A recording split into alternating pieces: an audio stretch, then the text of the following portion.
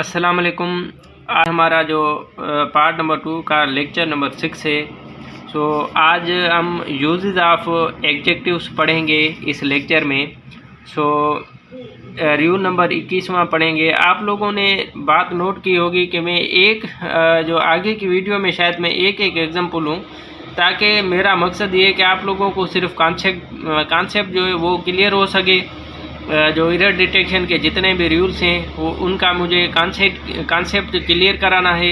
इसके अलावा मैं ये चाहता हूँ कि आप लोगों को रीडिंग कम्प्रीहेंशन भी पढ़ाऊँ, उसके बाद कंप्यूटर के जो MCQs आते हैं वो भी आप लोगों को सिखाऊँ किस तरह के आते हैं, और इम्पॉर्टेंट मैं आप लोगों को सिखाऊँगा।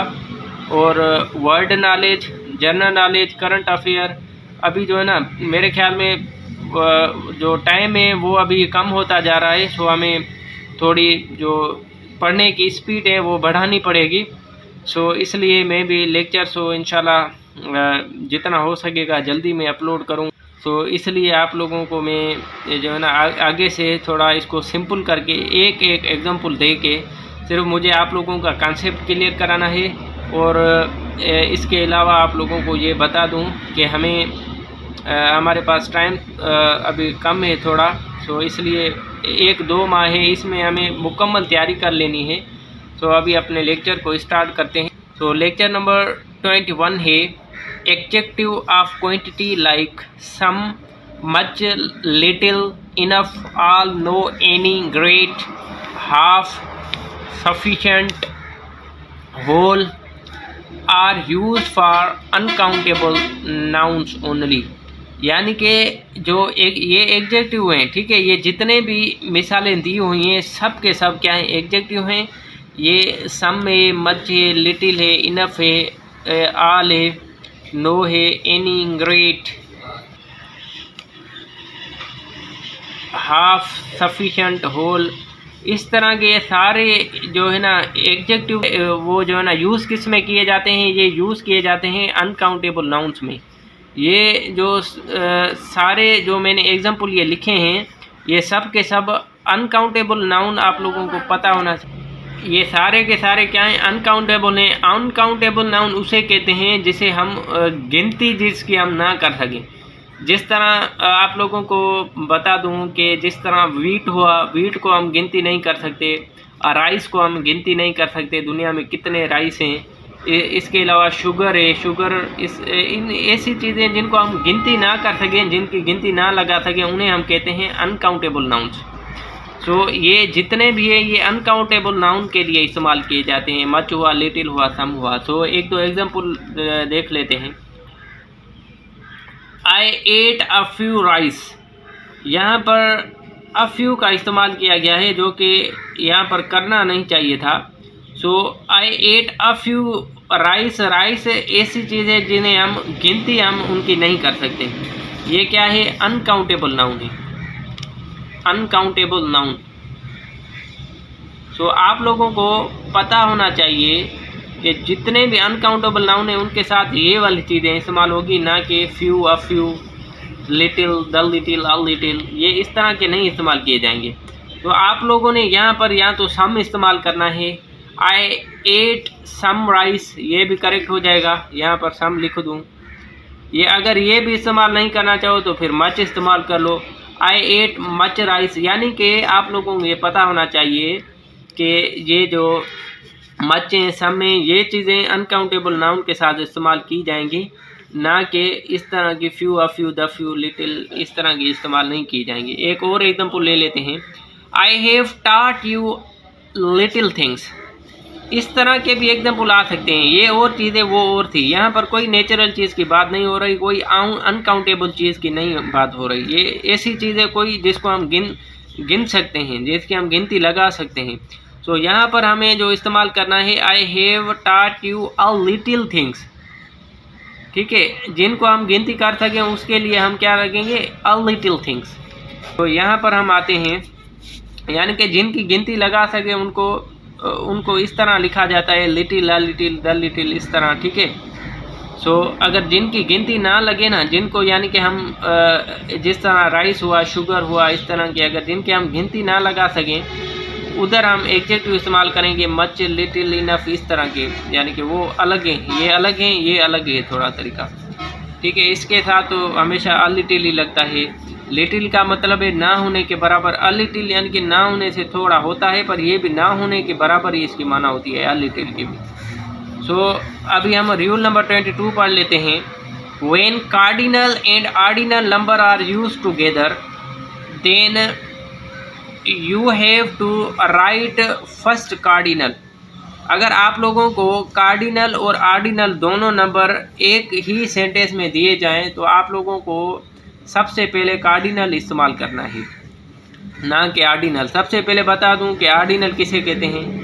जो ऑर्डिनल होते हैं ना, ऑर्डिनल, जिस तरह ऑर्डिनल 1 2 3, यानी कि इस तरह के जितने भी नंबर हैं वो क्या हैं, ऑर्डिनल है, ऑर्डिनल नंबर हैं। ठीक है, ये ऑर्डिनल है। और कार्डिनल इस ऐसे नंबर होते हैं, ये लिख दूं इधर, कार्डिनल होते हैं फर्स्ट,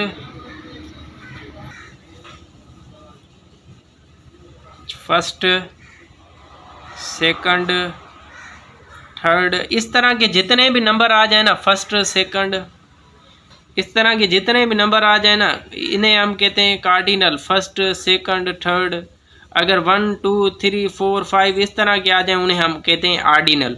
सो ये एग्जांपल है, the 4 first boys will be given the chance. यहाँ पर जो ये वाला नंबर है ना, ये क्या है, कार्डिनल है। कार्डिनल को हम क्या ले आएंगे, पहले ले आएंगे, और ये वाला जो ऑर्डिनल है इसको इस साइड ले आएंगे, हमारा करेक्ट हो जाएगा sentence. The first 4 boys will be given the chance, given chance, यानी कि इस तरह ये होते हैं, ये करेक्ट हो गया। सो अभी रूल नंबर, यानी कि सबसे पहले आप लोगों ने जो कार्डिनल नंबर है ना वो पहले ले आना है। तो ये रूल नंबर 23 पढ़ लेते हैं।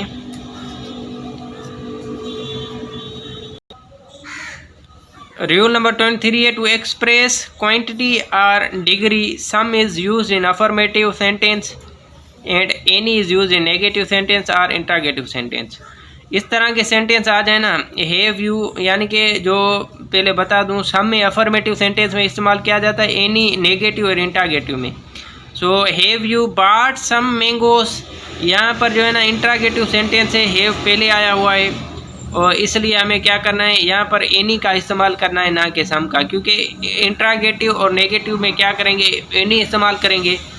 सो यहाँ पर इसको कैंसिल कट के एनी लिख देंगे। यहाँ पर ये हो गया correct. Have you bot any mangoes, ये करेक्ट हो गया। अगर इस तरह होता, यू हैव बॉट, फिर हम लिखते हैं some mangoes, you have bought some mangoes. अगर होता ना have you have not bought any mangoes, फिर इस्तेमाल कर दे। अगर यहाँ पर नेगेटिव होता, नॉट का इस्तेमाल किया जाता, तो फिर यहाँ पर एनी लिखते। तो ये समझ आ गया होगा। तो कुछ और रूल हम पढ़ लेते हैं, कंटिन्यू है लेक्चर। सो रूल नंबर 24 है, इन comparing two things the comparative degree is used. अगर किसी भी दो चीज़ों को हम कंपेयर कर रहे हो ना, फिर वहाँ पर कंपेरेटिव डिग्री इस्तेमाल होगी, the superlative degree is not use, superlative degree इस्तेमाल नहीं की जाएगी। तो जिस तरह एग्जांपल है, which is the best of the two, यहाँ पर आप लोग समझ गए होंगे, दो चीज़ों को हम क्या कर रहे हैं, कंपेयर कर रहे हैं, which is the best of the two. तो यहाँ पर ये जो है ना बेस इस्तेमाल की गई है, ये बेस इस्तेमाल की गई है सुपरलेटिव डिग्री। तो यहाँ पर हमें इसको करेक्ट करके लिख देना है, क्योंकि दो चीज़ों को कंपेयर कर रहे हैं, which is the better of the two. यहाँ पर क्या लिखेंगे, बेटर। हमें क्या, कौन सी डिग्री इस्तेमाल करनी है, हमें कंपैरेटिव डिग्री इस्तेमाल करनी है। सो उम्मीद है कि ये समझ आ गया होगा। सो रूल नंबर 25 पढ़ते हैं, बल्कि सीखते हैं, पढ़ते नहीं है, सीखते हैं। रूल नंबर 25 सीखते हैं। When two quantities of the same person or thing are compared, the comparative ER is not used, more is used for this purpose. So यहाँ पर आप लोगों को ये बात याद रखनी चाहिए, अगर दो क्वांटिटीज़ को हम क्या कर रहे हैं, कंपेयर कर रहे हैं ना, अगर वो सेम पर्सन है, एक ही चीज़ की बात हो रही है, तो फिर हमें कंपैरेटिव डिग्री में ER का इस्तेमाल नहीं करना है, बल्कि मोर यूज़ करना है। इस पर्पस के हिसाब से क्या इस्तेमाल करना है, मोर इस्तेमाल करना है अगर किसी एक ही चीज़ की बात हो रही हो। जिस तरह एग्जांपल है, he is visor then brave, तो यहाँ पर कौन सी डिग्री इस्तेमाल की गई है, सुपरलेटिव। तो हमें यहाँ पर कंपैरेटिव डिग्री इस्तेमाल की गई है, क्योंकि देन इस्तेमाल किया गया है इसके साथ। यहाँ पर कंपैरेटिव डिग्री तो इस्तेमाल की गई है, पर इसमें कौन सी ER का भी इस्तेमाल किया गया है। सो यहाँ पर बंदे तो एक ही की बात हो रही है। सो यहाँ पर क्या करेंगे, he is more wise than brave. तो अभी आप लोगों को समझ आ गया होगा कि एक ही बंदा है, ही है, कोई भी बंदा है, वो वाइस भी है, इसके साथ साथ ब्रेव भी है। तो यहाँ पर हम एक ही बंदे की क्वालिटी पे बात की जा रही है, तो मोर का इस्तेमाल करेंगे, ना कि ER का। He is more wise than brave, ये अभी करेक्ट हो गया। सो रूल नंबर 26 पढ़ लेते हैं। डबल कंपैरेटिव्स और superlatives should not be used, यानी कि दो अगर कंपैरेटिव दिए जाएं और दो सुपरलेटिव, ये कभी भी इस्तेमाल नहीं होंगे एक सेंटेंस में। He is the most cleverest boy in the class. So यहाँ पर आप लोगों को ये बात याद रखनी है कि ये मोस्ट भी इस्तेमाल किया गया है, इसके साथ साथ क्लेवरेस्ट भी इस्तेमाल किया गया है, यानी कि दो डिग्री इस्तेमाल की गई है, डबल कंपैरेटिव डिग्री इस्तेमाल की गई है। तो यहाँ पर द का इस्तेमाल किया गया, यानी कि सुपरलेटिव ये डिग्री इस्तेमाल की गई है। तो ये बात समझ जाना है कि दो चीज़ें आपस में कभी भी नहीं होंगी इस्तेमाल। तो यहाँ पर एक ही चीज़ इस्तेमाल करेंगे, ही इज़ द क्लेवरेस्ट,